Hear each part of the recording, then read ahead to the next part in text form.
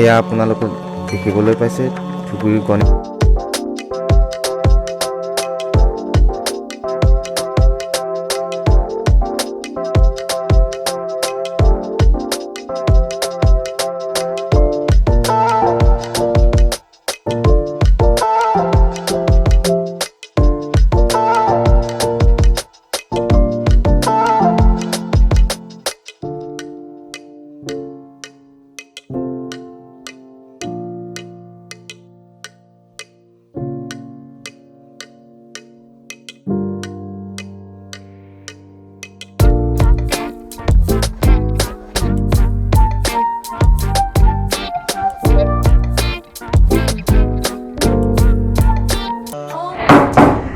নমস্কাৰ বন্ধুসকল, আজি বিশেষ কাম কৰিলোঁ। ঘৰ অলপ ৰুমৰ চিলিঙৰ কাম কৰি আছে।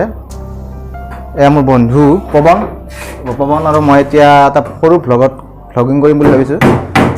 গণেশৰ দুৰ্গা মন্দিৰ আৰু শিৱ মন্দিৰ একেলগে দেখুৱাম। এতিয়া তাৰপৰা আকৌ কামত লাগিব আৰু দিয়ক ষ্টাৰ্ট কৰোঁ ব্লগ। এয়া আহি উপস্থিত হ'লোঁ আমি গণেশৰ দুৰ্গা মন্দিৰত। আপোনালোকে দেখিবলৈ পাইছে।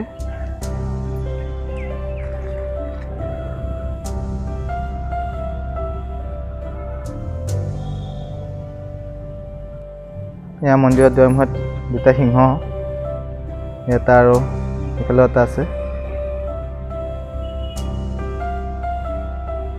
খুব ধুনীয়াকৈ সজাইছে। গণেশৰ কামৰূপ জিলাৰ অন্তৰ্গত। ওপৰত দুৰ্গা ন, ওপৰত দুৰ্গা মা আছে, তলত সৰস্বতী মা আছে। দুটা পূজাই কৰে, দুৰ্গা পূজা আৰু সৰস্বতী পূজা দুটাই হয়। সৰস্বতী পূজাটো স্কুলত কৰা হয়, ইয়াতে স্কুল এখন আছে।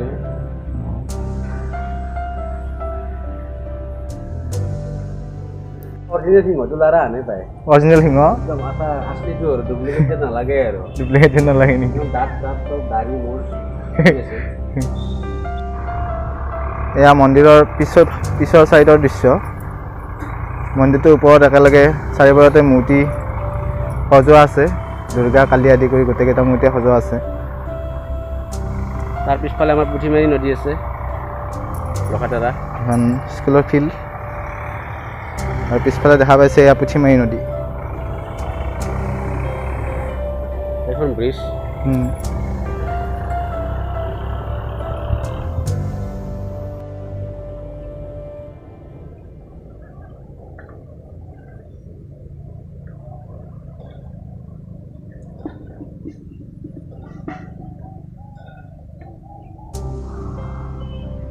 এয়া দুৰ্গা মন্দিৰৰ ওচৰতে থকা শিৱ মন্দিৰ।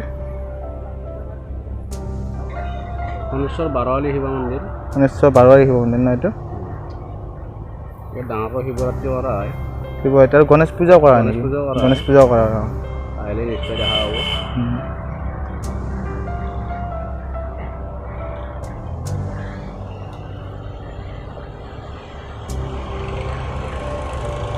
ডাইৰেক্ট এটা মন্দিৰটো দেখুৱাই দিওঁ ন। স্কুলত মই পঢ়িছিলোঁ, এল পি স্কুল আমাৰ গণেশৰত।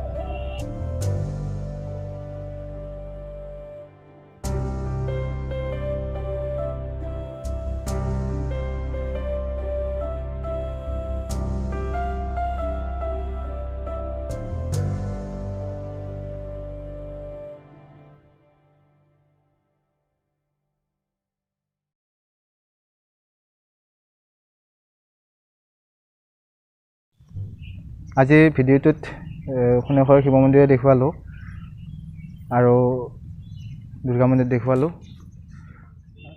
Bye bye.